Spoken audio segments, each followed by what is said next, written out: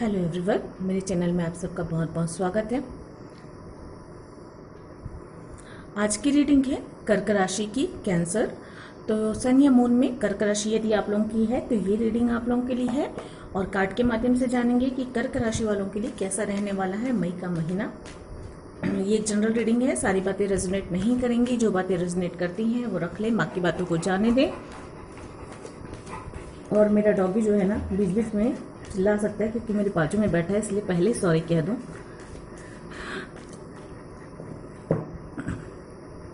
तो चलिए कार्ड के माध्यम से जानते हैं कैसा रहने वाला है मई का मंथ कर्क राशि लोगों के लिए। सन या मून में कर्क राशि जिनकी भी है उनके लिए।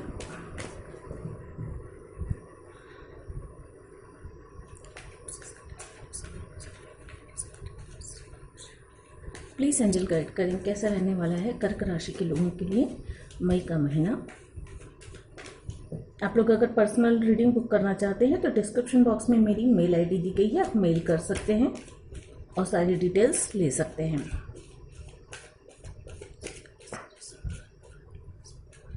प्लीज एंजल गाइड करें कैसा रहने वाला है कर्क राशि के लोगों के लिए मई का मंथ।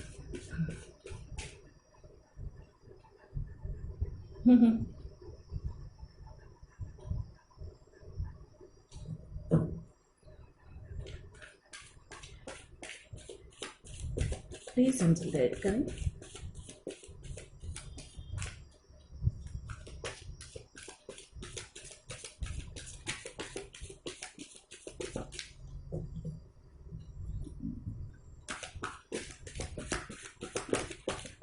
प्लीज एंजल गाइड करें कैसा रहने वाला है मई का महीना कर्क राशि के लोगों के लिए।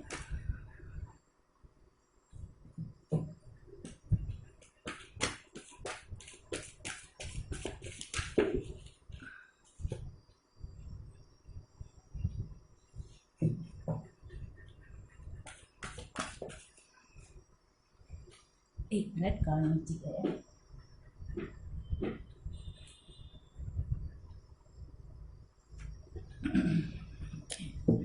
One more card please.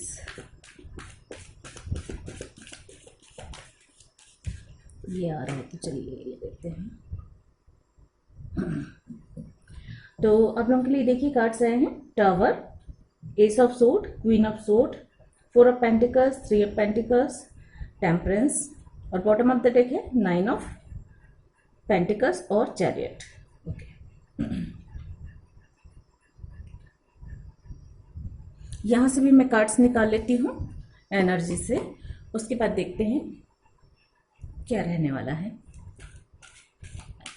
Ji please guide करें कर्क राशि के लोगों के लिए एनर्जी कैसे रहने वाली है मई मंथ की।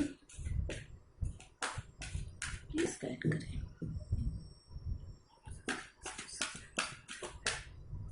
प्लीज एंजल गाइड करें। Thank you. प्लीज गाइड करें। Thank you. Thank you. ये दो कार्ड्स आ गए तो मैं दोनों ही ले लेती हूँ। चलिए एक और निकाल लेते हैं। Broken heart. Okay, bottom of the deck है नंबर 11 कॉर्नकोपिया। तो यहाँ पे आप लोगों के लिए कार्ड आया है number 52 goddess of the moon, number 40 caring connection, number 9 broken heart. काफी कुछ है इस मंथ, काफी कुछ होने वाला है।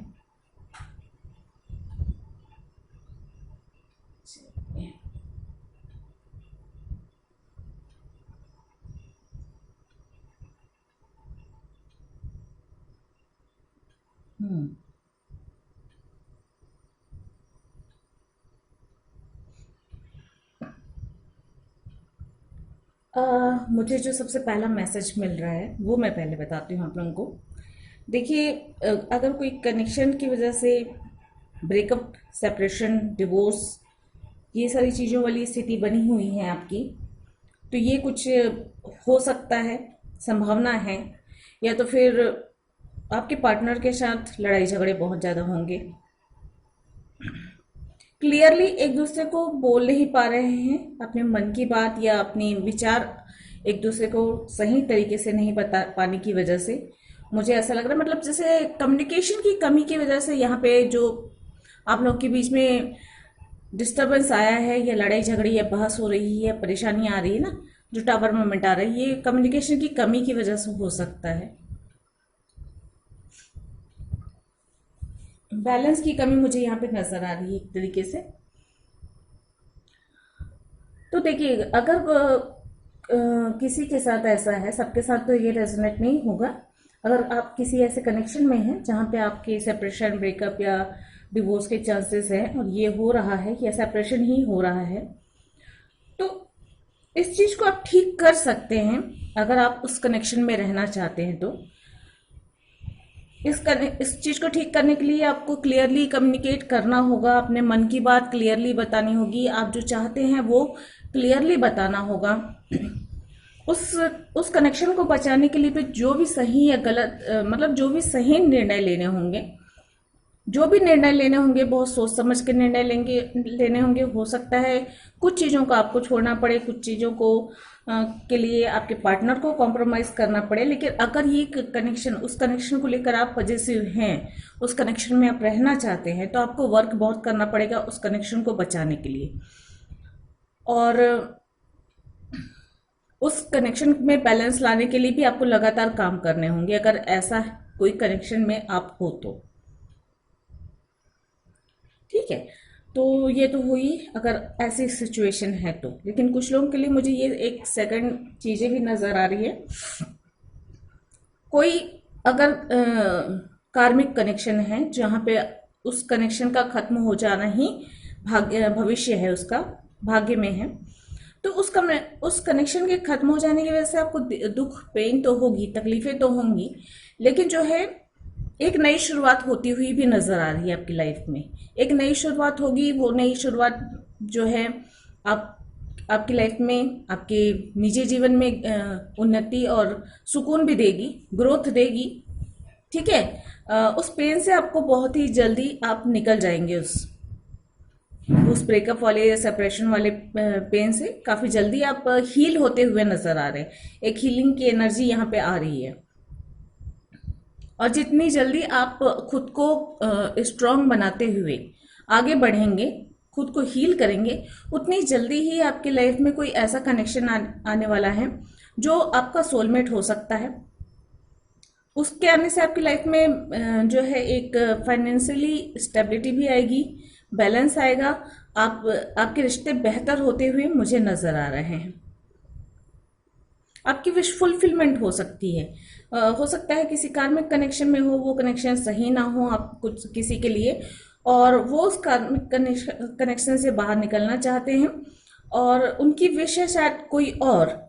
तो ये एक विश जो है फुलफिलमेंट हो सकती है, क्योंकि यहाँ पे कॉर्नकोपिया भी है और 9 ऑफ पेंटिकल्स भी है, जो बता रहा है कि विश आपकी फुलफिलमेंट हो सकती है। आपकी लाइफ में कोई आपका सोलमेट आ सकता है, जिसके आने के बाद आपकी लाइफ में काफी खुशियां रहने वाली हैं, सुख शांति और एक बैलेंस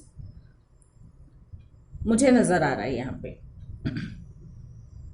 इन जनरल यही है।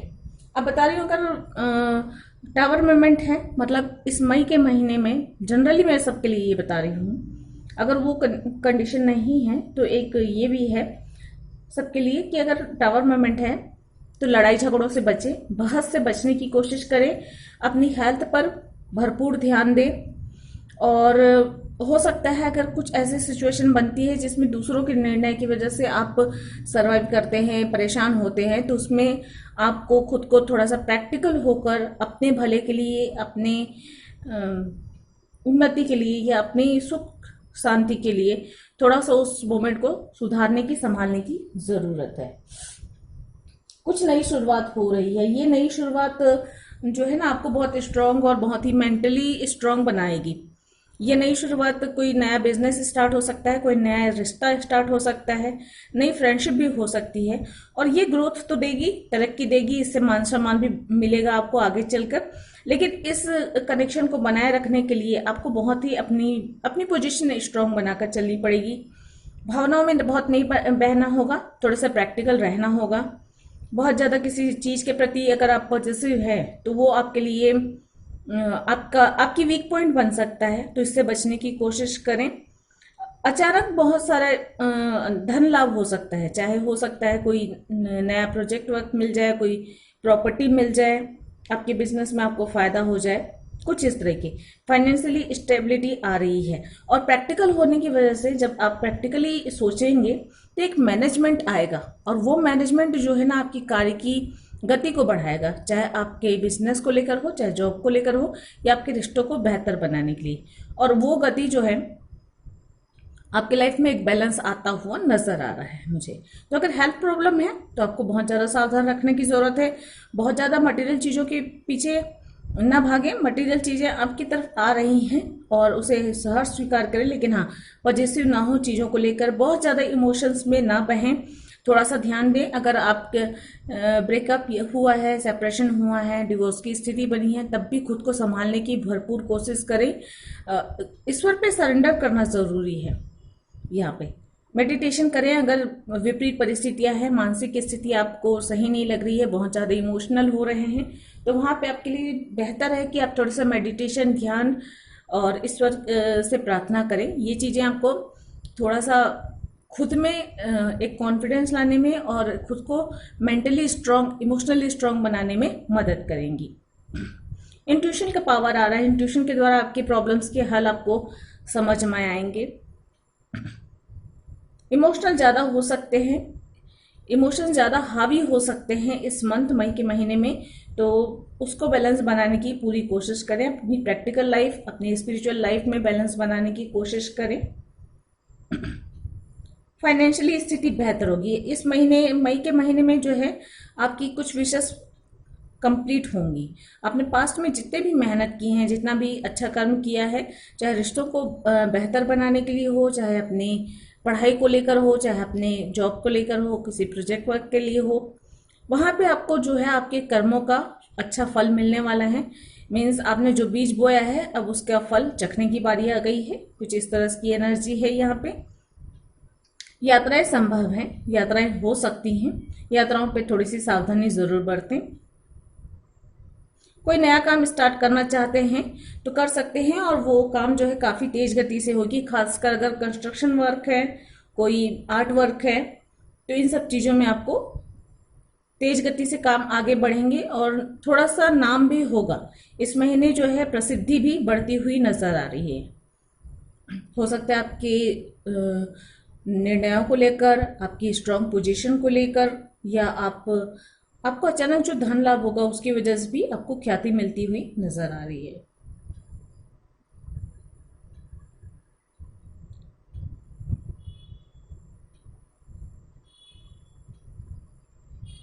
कुल मिला के एनर्जी जो है मिली जुली है।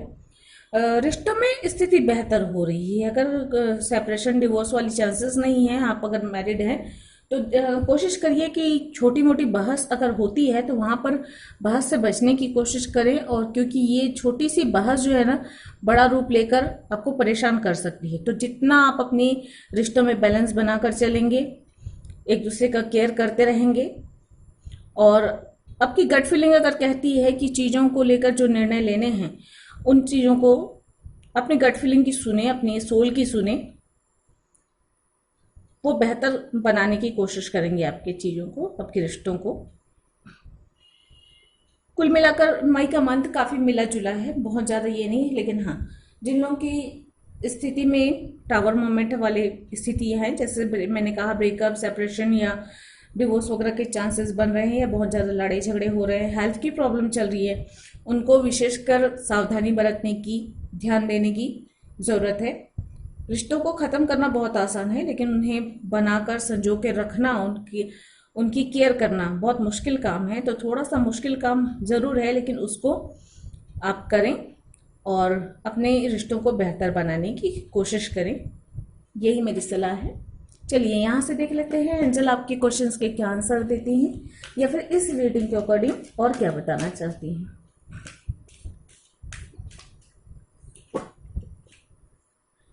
हेल्पफुल पीपल का कार्ड आया हुआ है, लेकिन मैं अभी नहीं लूँगी ये, लेकिन हाँ, आपके लिए ये एक मैसेज है शायद कि कुछ हेल्पफुल लोग हैं आपके आसपास, उनसे आप मदद ले सकते हैं अगर आपको किसी चीज़ में परेशानी हो रही तो। एंजल प्लीज गाइड करें क्या है आंसर। इसके प्लीज बताएं। Thank you.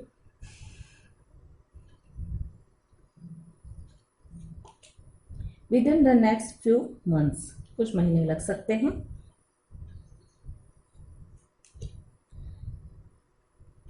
There something better, तो कुछ अच्छा भी होने वाला है। और है रिकवरी, तो जो भी प्रॉब्लम है उससे सब रिकवरी भी होने वाली है इस मई के मंथ में। बॉटम ऑफ द डेक है ask for help from the others. देखिए ये कार्ड दोबारा, मतलब दोबारा तो नहीं, इसी टाइप का सिमिलर मैसेज आया था कि दूसरों से मदद ले सकते हैं अगर आप किसी परेशानी में हैं। और यहाँ पर भी यही कार्ड एंजल बता रही हैं कि आप जो है मदद मांग सकते हैं। आपके आसपास जो भी लोग हैं, अपने फैमिली मेंबर्स, आपके फ्रेंड्स जो भी हैं, जो आपके शुभ चिंतक हैं, उनसे आप हेल्प मांग सकते हैं। वो आपकी हेल्प कर सकते हैं कि अगर रिश्तों में या किसी सिचुएशन में आप परेशानी में फंसे हुए हैं तो वहां से निकलने के लिए। चलिए गाइडेंस देख लेते हैं आप लोगों के लिए क्या आते हैं।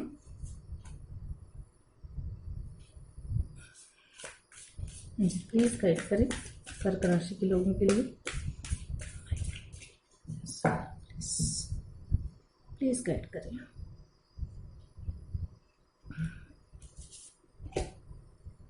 A fairy climax approaches.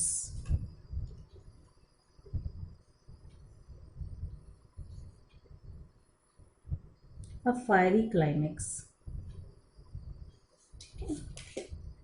Luck is on your side.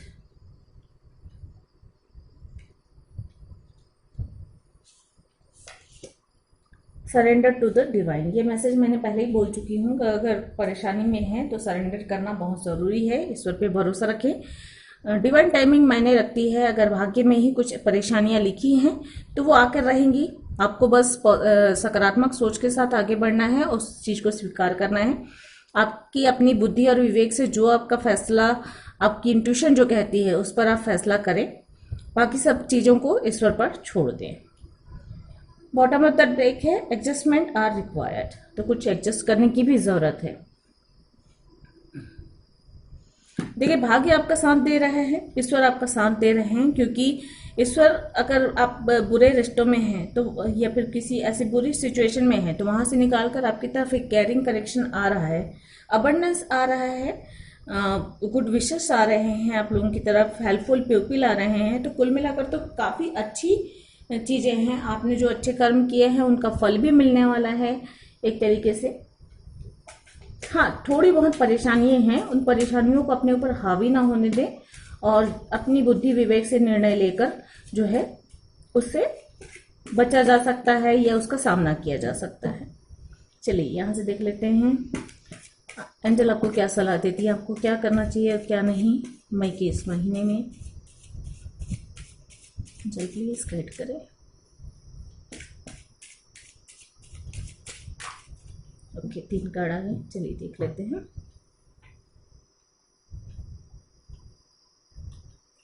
चार आए हैं, चलो ठीक है। Follow your soul, it knows the way. मैंने पहले ही कहा भी कि अपनी गट फीलिंग, अपनी इंट्यूशन को फॉलो करें। आपकी इंट्यूशन जो आपको बता रही है वो सही होगा। और यहाँ पे कह रहे हैं एंजल कि अपने सोल को फॉलो कीजिए, वो आप उसको सारे रास्ते पते हैं। आप अगर फंस गए हैं, कहीं भटक गए हैं, आपको रास्ता नहीं सूझ रहा है तो अपने सोल से बात कीजिए, अपने सोल से पूछिए, उसको सारे रास्ते पते हैं। ठीक है, चलिए। Every thought you produce, anything you say, any action you do, it's bear your signature. तो आज आप जो भी निर्णय लेते हैं वो आगे चलकर आपका भविष्य तय करेंगे कि आप कहाँ पहुंचेंगे और क्या करेंगे, किसके साथ रहेंगे। तो जो भी आप बोलें, जो भी सोचें, जो भी कर एक्शन लें, सोच समझ कर लें।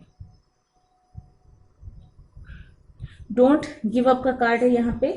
सब बहुत कुछ लिखा है लेकिन उसका मेन ये है कि डोंट गिव अप, तो गिव अप ना करें। Just breathe, everything is going to be okay. देखिए सारे कार्ड एक दूसरे को यही मैसेज पहुंचा रहे हैं आपको कि धैर्य रखें, शांत रहें और डिवाइन को सरेंडर कर दें। अगर आपके हाथ से चीजें सही नहीं हो पा रही तो डिवाइन को सरेंडर करना ही बेस्ट है। और जो हो रहा है होने दीजिए, आप बस ईश्वर पे भरोसा रखें और सकारात्मक सोच के साथ आपके बस में जो है, जितना है, जैसा है, करते चले जाइए, अपना कर्म करिए, क्योंकि हमारे हाथों में सिर्फ कर्म करना होता है और उसका फल देना सिर्फ ईश्वर के हाथ में होता है। वो जो चाहेंगे वो होगा। तो डिवाइन को, कभी कभी डिवाइन को सरेंडर कर देना ज़्यादा बेहतर होता है। इससे बेहतर कि हम चीज़ों को अपने हाथ में लेकर और ख़राब कर दें, चीज़ों को तोड़ मरोड़ कर और बर्बाद कर दें। ठीक है, तो बेहतर है कि डिवाइन को सरेंडर कर दीजिए, शांत रहें, धैर्य रखें। बहस या लड़ाई झगड़े किसी भी समस्या का हल नहीं हो सकते, तो शांत रहने की कोशिश करें अगर ऐसी सिचुएशन बन रही है तो फ्रेंड्स, ये थी आप लोगों की रीडिंग। आई होप आप लोगों को पसंद आई होगी। अगर रेजोनेट हुई है तो कमेंट करके ज़रूर बताएं, लाइक करें, शेयर करें वीडियो को और सब्सक्राइब करें मेरे चैनल को। मैं मिलती हूँ अगले किसी रीडिंग में। आज के लिए इतना ही। गॉड ब्लेस, थैंक यू, नमस्ते।